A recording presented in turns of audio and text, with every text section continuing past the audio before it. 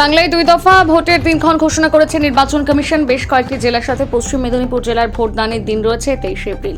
সেই জেলার অন্তর্গত 230 দাসপুর বিধানসভা ওই দিন রয়েছে দাসপুর বিধানসভার ভোট। এবারে দাসপুর বিধানসভা থেকে বিজেপির হয়ে লড়ছেন দাসপুরের লড়াকু বিজেপি নেতা তপন দত্ত। প্রার্থী ঘোষণা হওয়ার পর থেকে জনসংযোগের মাধ্যমে সাধারণ মানুষের কাছে মিলিত হয়ে সমস্যার কথা শুনছেন, জানাচ্ছেন বিজেপি ক্ষমতা এলে নানাই সুবিধা পাবে সাধারণ মানুষ।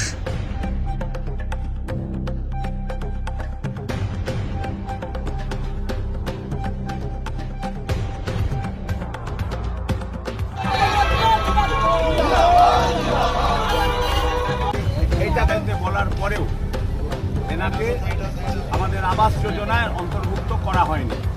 এই ভদ্র এবারে সবাই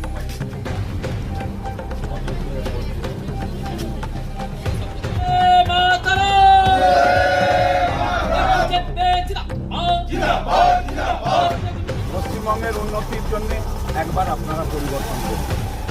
এবং বলতে পারি যে এবারে যে মানুষের সাড়া আছে সেটা খুবই ভালো লাগছে আমার, আমি আজ প্রার্থী হিসেবে, এবং আমি আশাবাদী যে মানুষ এবারে আমাদের আশীর্বাদ করবে। কিন্তু কিছুদিন আগে আমরা দেখলাম যে বিজেপির মধ্যে দাসপুরে কিন্তু একটা গোষ্ঠীকন্দল রয়েছে, সেদিকে কি বলবেন? শুনুন, একটা প্রায় 3 লক্ষ ভোটার আমাদের, সেখানে 2-1 জন বিক্ষুব্ধ তো থাকতেই পারে। তো আমি বলছি, কেউ কোথাও পোস্ট করলো কি করলো সেটা কোনো ধর্তব্যের মধ্যেই নয়, এটা সব জায়গাতেই হয়। এখানেও কেউ সেরকম বলেছেন বা করেছেন, আমি তাদের নামেও কিছু বলতে চাই না। কিন্তু আমি সারা জীবন জনগণের সঙ্গে থেকেছি, এখনও থাকব, এবং আমাকে মানুষ আশীর্বাদ করলে আমি 5 বছর তাদের সঙ্গে থেকে কাজ করব, এই বার্তা তাদের কাছে আমি দিয়েছি। জয়ের ক্ষেত্রে কতটা আশাবাদী? আমি জয়ের ক্ষেত্রে মানুষের যে আশীর্বাদ আমি দেখছি, বিভিন্ন গ্রাম পঞ্চায়েতে যাচ্ছি, যেটা আমি অতীতে কখনো পাইনি। তাই আমি বলবো জয়ের ব্যাপারে আমি 100% আশাবাদী। মানুষের সাথে জনসংযোগ করছেন, মানুষ কি পরিবর্তন চাইছেন?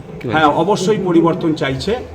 ধরুন, আমার যারা বিপক্ষ প্রার্থী আছে, আমি সেই সব তারা যেখান থেকে দাঁড়িয়েছেন আমি তাদের অঞ্চলেও গেছি। আপনি নিশ্চিত থাকতে পারেন আমার প্রতিপক্ষ যে 2 জন প্রার্থী আছে তারা তাদের পঞ্চায়েত থেকেই পরাজিত হবে। ধন্যবাদ।